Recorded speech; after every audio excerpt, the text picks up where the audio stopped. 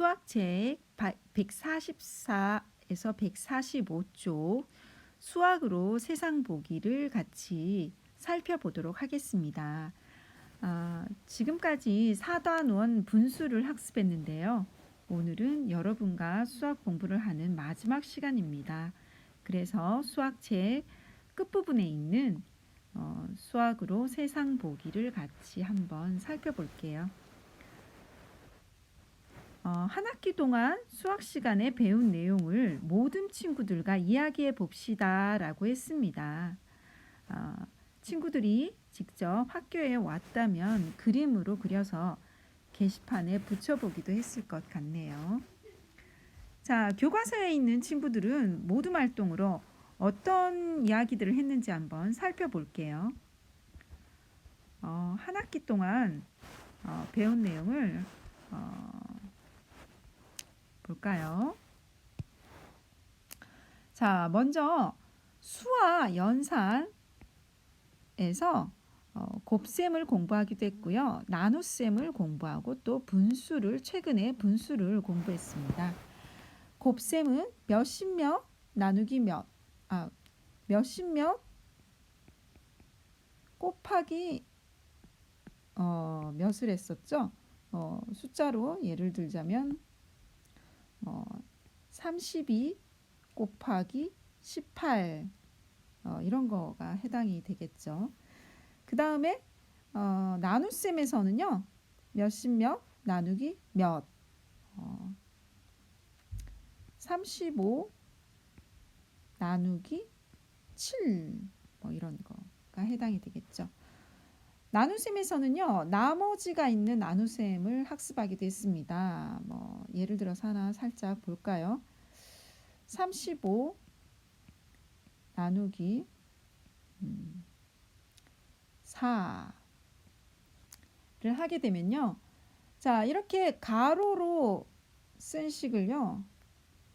옆으로 뺐다 가겠으니까 보기가 힘들 것 같네요. 선생님이 바로 쓸게요. 예를 들어서 32, 35 나누기 4의 가로식을 계산하기 좋은 세로식으로 쓰는 순간 문제를 반 이상 해결할 수 있다고 얘기했던 기억이 나네요. 자, 35에 4가 몇 번 들어가나요? 네, 8번 들어가고 남습니다. 여기서 8을 뭐라고 하나요? 8은 몫이라고 합니다. 몫.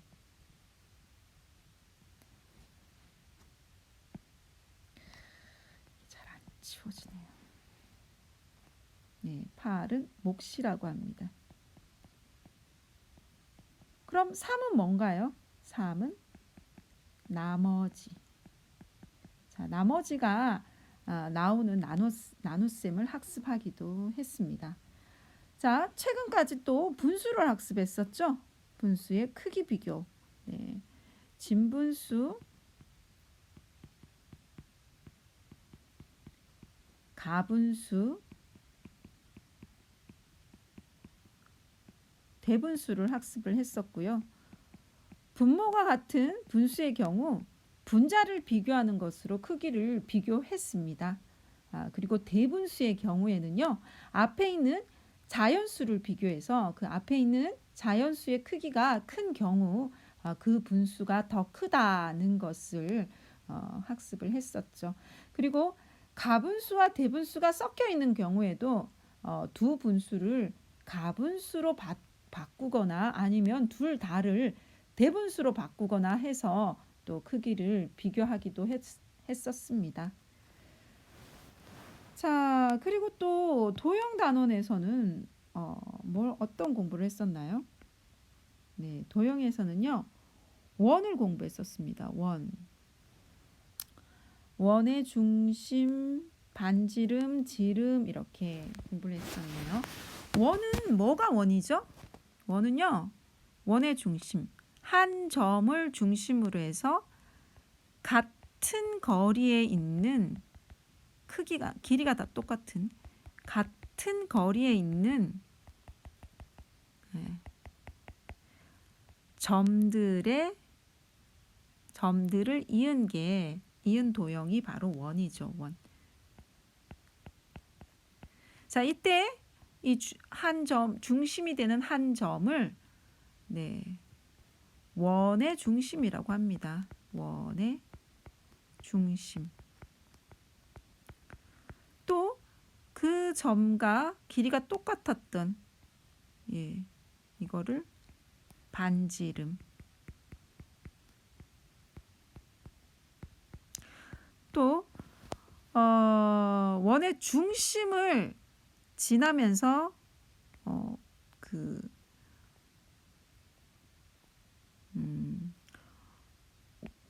원의 중심을 지나서 이렇게 이은 선은 뭐죠? 이게 지름이죠.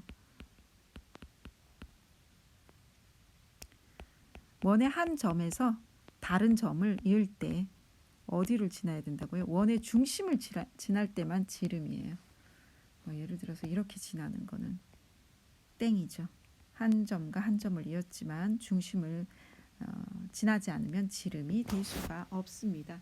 자, 이건 다 우리가 공부했었던 내용이에요. 그죠? 자, 또 측정도 우리 공부를 했었어요.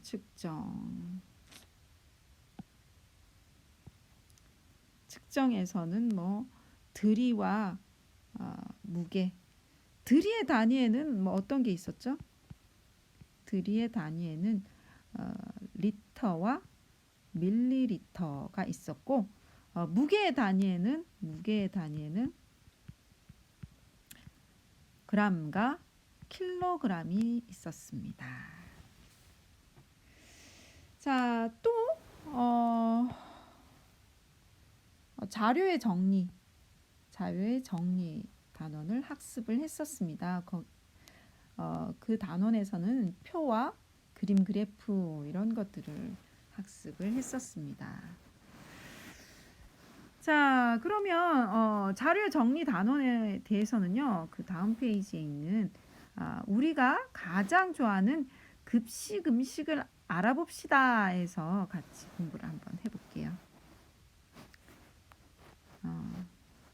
그림 그래프와 표.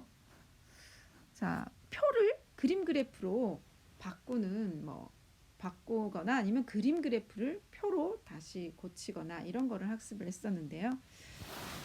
일단 제일 중요한 게 뭐가 제일 첫 번째 해야 되는 게 표나 그림 그래프의 제목을 정하는 거예요.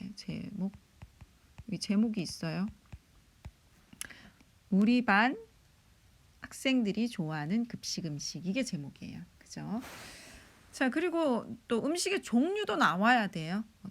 여기에는 돈가스, 제육볶음, 카레 라이스, 스파게티, 짜장면, 냉면 이렇습니다.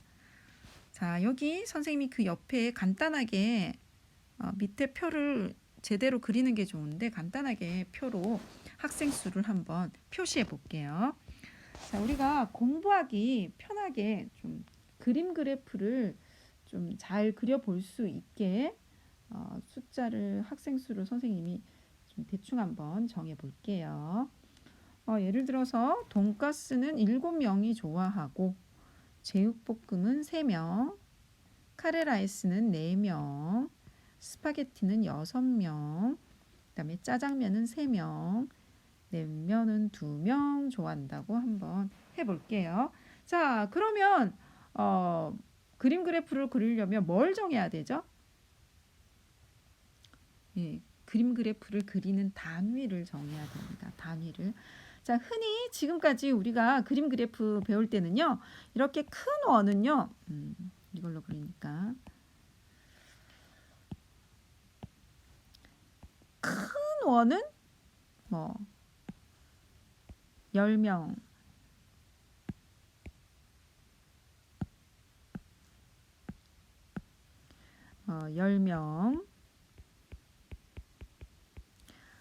작은 동그라미는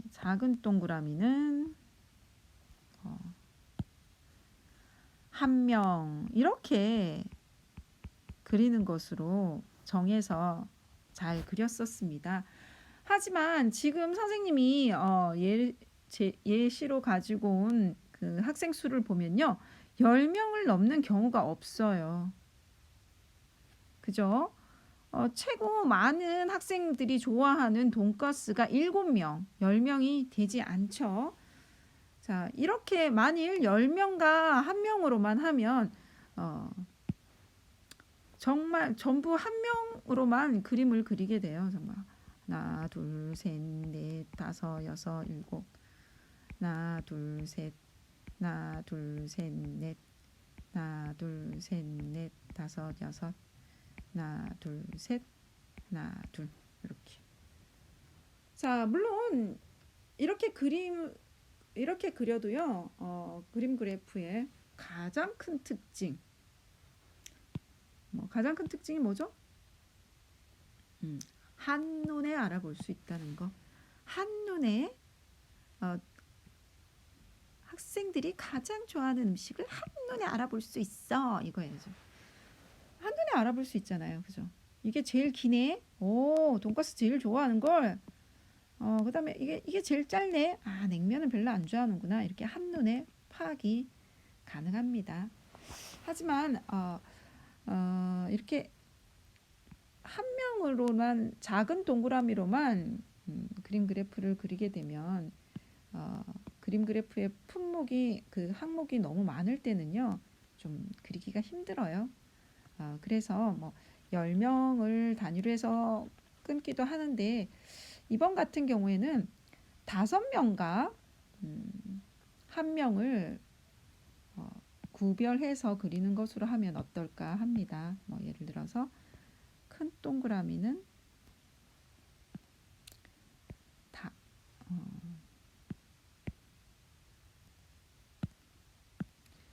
5명. 그 다음에 작은 동그라미는 1명 이렇게로 그려볼게요. 자, 그럼 큰 동그라미로 7명이니까 큰 동그라미 하나, 작은 동그라미 2개, 그 다음에 작은 동그라미 하나, 둘, 3개, 그 다음에 카레 라이스는 하나, 둘, 셋, 넷, 그 다음에 스파게티는 큰 동그라미 하나, 그 다음에 작은 동그라미 하나, 짜장면은 하나, 둘, 셋, 냉면은 2개. 자, 이렇게 하면요. 그림 그래프로 그릴 때도 되게 편하고요. 또 한눈에도 알아볼 수 있어요. 그래서 어떤 단위로 그 그림 그래프를 표현할 것인지를 정하는 것이 중요합니다. 자, 이 그림 그래프를 통해서 알게 되는 사실은 뭐죠? 아이들이 돈가스를 좋아하는구나. 그다음에 제일 싫어하는 건 냉면이구나. 이런 거. 자, 선생님이 친구들과 공부하면서 그림 그래프로 알게 된 점을 이렇게 물어보면요. 아이들이 가장 관심을 보이는 게요. 가장 많은 수를 선택한 것. 예를 들어서 음식이면 어떤 음식을 가장 좋아하는지, 어떤 색깔을 많은 아이들이 좋아하는지, 가장 많은 아이들이 좋아하는 색깔은 무슨 색깔인지 이런 것에 관심이 많습니다. 그리고 이런 경우에는요. 돈가스를 좋아하니까 그 급식을 만드시는 영양사 선생님이 돈가스를 많이 만들어 주실 것 같아요. 이렇게 생각을 잘 하더라고요. 그런데 선생님이 만일 영양사 선생님이면요. 이 그림 그래프를 보고 친구들이 돈가스를 좋아하는구나. 돈가스를 많이 만들어 줘야겠다. 라는 생각을 할 수도 있지만 친구들이 생각보다 냉면을 좋아하지 않는걸?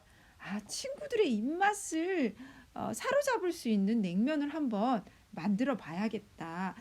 그래서 더 많은 친구들이 냉면을 좋아할 수 있게 요리를 조금 해봐야겠다라는 생각을 할 수도 있다는 것을 좀 얘기해 주고 싶네요. 자, 이번 학기에 배운 내용을 우리 주변에서 찾아보면요. 많이 찾을 수가 있어요. 실제 곱셈과 나눗셈은요, 생활에서 많이 활용되고 있습니다. 또 드리와 무게에서 슈퍼마켓에 가서 음료수를 살 때 내가 음료수를 많이 먹을 수 있으면 뭐 500ml를 먹어야겠다. 근데 나 그렇게 배가 불러서 많이는 못 마실 것 같아. 그럼 한 200ml 정도를 마실까? 뭐 이런 결정을 한다라든지, 아니면 우리 가족이 모두 다 마시려면 한 1리터, 1000ml 정도의 물은 필요할 것 같아. 등등을 생각을 한다면 우리가 배운 내용, 수학 내용을 우리가 사는 세상에서 좀 만나게 되는 경우라고 볼 수 있을 것 같습니다. 자, 1년 동안 선생님이 여러분들의 수학 학습을 위해서 온라인에서 도움을 주기 위해서 노력을 했었습니다. 선생님이 만드는 동영상이 때때로 재미가 없기도 했을 것 같고요. 또 선생님의 동영상 만드는 솜씨가 그다지 뛰어나지 못해서 미숙했던 점도 많았을 것 같아요. 하지만 1년 동안 열심히 공부해 준 친구들에게 정말 고맙다는 말을 하고 싶습니다. 4학년이 되어서도 열심히 공부하는 친구들이 되었으면 좋겠습니다. 그동안 수고 많이 하셨습니다.